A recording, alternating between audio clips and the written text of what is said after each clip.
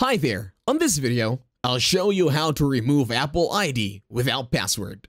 To start, open a browser and go to imyphone.com and then download the Unlock Now application.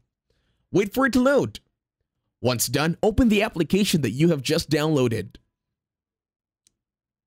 Alright, waiting for it for just a bit. Once done, open the application again by clicking on it. And this will lead you to your Downloads folder. Once in the Downloads folder, run the application that you have just downloaded, and then click on Open. Now, install the Unlocker. I've read and agreed, and then click on Install. Now you're just gonna bear with me. Let's wait for it to finish. While you're at it, don't forget to like, share, and subscribe the video so that you can help your friends as well. Let's wait for it to be 100%. Grab a cup of coffee while you're waiting for it to download. Alright, we're almost halfway there. Halfway? We're near 100%, so you guys bear with me.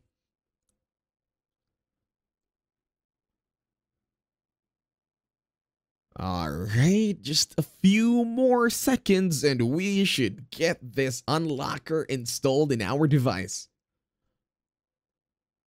Just a bit, 10% more, 8% more. Maybe 5 more seconds, guys.